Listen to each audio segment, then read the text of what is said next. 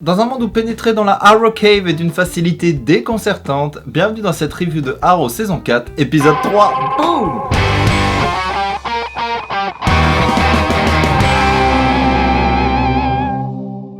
Bonjour à tous, alors voilà, troisième épisode de cette saison 4, et pour l'instant, je dois le dire, je ne suis totalement, mais alors totalement pas déçu. C'est vraiment, pour l'instant, un très bon début de saison. Alors bien sûr, encore l'épisode de ce soir n'était pas aussi intense que le premier, mais ça reste d'une qualité vraiment bonne. Et ça me rattrape totalement de cette saison 3 qui était pour moi encore une fois tellement mauvaise que j'ai failli, je peux pas dire arrêter Arrow sinon j'exagérais, mais en tout cas voilà, j'étais vraiment déçu. Et là pour l'instant ça me réconcilie, mais alors grandement avec ce début de saison, et ça s'annonce vraiment être une saison énorme. Alors je me répète dans chaque review, mais Damien Darhk impose quelque chose de vraiment incroyable. C'est que le troisième épisode et déjà je me dis ce qu'ils en ont fait au bout de 3 épisodes, ça veut dire que le dernier épisode ça va être énorme. J'ai hâte, mais hâte, comme j'ai jamais eu hâte de découvrir un méchant. Et ça fait plaisir de voir un personnage bien travaillé, qui impose, qui est intense. Franchement, ça va être une suite, je l'espère et j'y crois fortement, mais qui va être intense comme jamais. Alors le retour de Malcolm aussi, c'était quelque chose que j'attendais, on le revoit enfin. Ça a toujours été un personnage que j'adore, qui a été toujours bien travaillé, etc. Donc le revoir, franchement, c'est quelque chose qui fait vraiment du bien. Après le revoir en tant que Ra's al Ghul, je vous avoue que c'est un petit peu bizarre quand même, hein, quand on connaît le vrai Ra's. Déjà que celui qu'ils avaient choisi était un peu spécial, mais encore je chipote.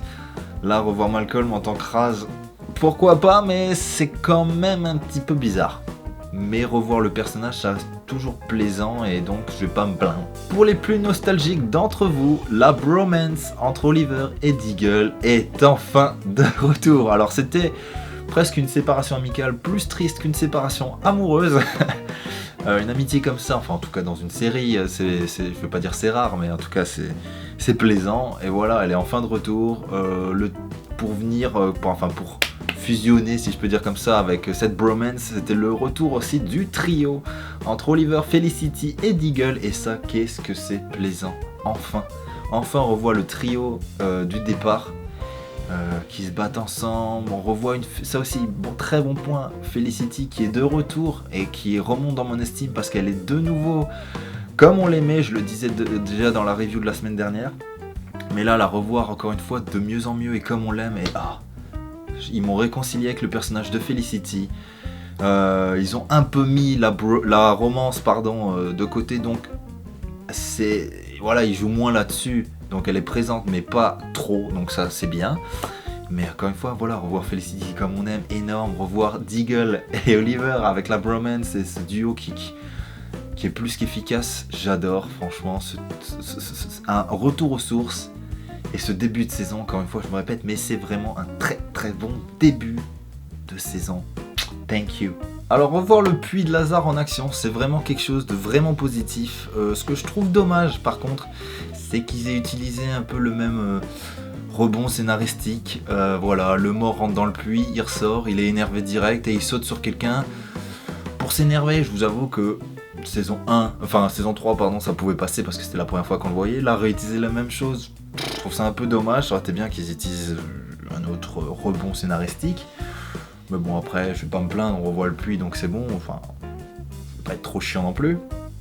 Ce qui est dommage, par contre, ce qui aurait été sympa plutôt, c'est que Nyssa, quand elle met le produit pour détruire le puits, alors déjà détruire le puits, l'eau du puits, je trouve ça un petit peu nul comme idée, je vais pas vous mentir, mais bon, pourquoi pas. Ça aurait été bien qu'à la place que ce soit une couleur rose-rouge, ça soit une couleur verdâtre, qui aurait fait un petit peu une petite référence, un petit clin d'œil à l'eau du puits de Lazare dans les comics, mais bon, après voilà, encore une fois, détruire le puits, je trouve pas ça forcément que ce soit scénaristiquement intéressant, mais revoir le puits en action, ça a été quelque chose de plutôt positif. Alors ce qui était plaisant aussi dans cet épisode, c'est de voir l'évolution de Mr. Terrific. C'est un personnage pour l'instant que j'aime bien. Je trouve qu'il est drôle et sympa, il va parfaitement avec l'univers. Je trouve personnellement en tout cas que c'est un bon choix de personnage. Pour ceux qui ne le savent pas, dans le comics, il utilise justement des bombes pour se défendre et on peut voir qu'il est en train de créer ces bombes dans l'épisode. Donc c'est le petit truc où il y a un T qui fait référence à son maquillage qu'il a dans les comics. Donc ça aussi j'ai trouvé que c'était un clin d'œil plutôt sympa. Ça amène ce qui va se passer par la suite. Et voilà, moi Mr. Terrific, j'adore. Le duo avec lui et Felicity, je trouve que c'est un super duo, drôle, etc. Donc franchement, je suis addict, je dis oui. Pour finir, le retour de Ray Palmer. Alors, quand je dis le retour, hein, c'est entre guillemets, mais je pense que, en tout cas, les messages que reçoit Felicity sur son téléphone, je pense que c'est Ray qui n'est pas mort et qui va revenir, parce qu'on le sait tous, hein, de toute façon qu'il n'est pas mort, mais en tout cas il va revenir et il essaye de faire comprendre à Felicity qu'il a besoin d'aide. Donc, dès que j'ai vu le téléphone avec les trucs à la Matrix, je me suis dit bon ok, c'est sûr, c'est lui. Après, reste à voir comment ils vont amener ça, s'ils vont bien faire ça, s'ils vont pas rater, et surtout comment il va retrouver sa taille, j'allais dire adulte, sa taille humaine, parce que là je pense qu'il est devenu tout petit, et que ça l'a sauvé de l'explosion, donc ouais, vraiment curieux de savoir comment ils vont le ramener, mais en tout cas, ça aussi c'est un des points positifs de cet épisode. Alors, on va passer au point négatif, que je comprends pas, c'est au début de l'épisode, quand il y a la scène d'ouverture, où il y a la course-poursuite, si je peux appeler ça comme ça, à un moment, quand Deagle se fait avoir par le membre des Ghosts, je comprends pas pourquoi le Ghost le tue pas, je comprends pas pourquoi il hésite, j'ose croire, ah bah non, il y aura pas d'explication, il est mort, donc mais je comprends pas pourquoi il l'a pas tué, j'ai trouvé... Je me suis dit bon, au début il va se faire sauver, voilà, et il va recevoir une flèche dans le dos. Non, parce que de toute façon Oliver il tire plus de flèches cette saison, comme la saison 3. Il y a de moins en moins de flèches qui se tirent, mais je comprends pas pourquoi il n'y a pas tiré dessus. Voilà, c'est bizarre. Petite chose qui m'exaspère, c'est cette saison, Oliver est totalement nul. Ça serait bien qu'il commence à gagner un combat. Là, je veux dire, saison 1, 2, 3, on voit une évolution du personnage au niveau combat, etc. Il devient de plus en plus puissant, il arrive à vaincre Ra's al Ghul, Deathstroke, enfin...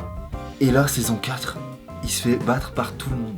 Alors, je peux comprendre que 6 mois d'absence, ça t'affaiblisse, mais à ce point-là, j'ai des doutes quand même. Là, il se fait mettre au tapis par tout le monde, il gagne aucun combat, il est totalement nul niveau combat, et il tire toujours moins, il tire de moins en moins de flèches, j'ai l'impression, encore une fois, c'est un archer qui tire pas de flèches, c'est comme un clown qui fait pas rire les enfants, ça a aucun sens, donc voilà, ça serait vraiment bien que Oliver commence à gagner un combat cette saison. Alors voilà, très bon début de saison, c'est bon à signaler après une saison 3 qui était, je me répète tout le temps, mais catastrophique, donc...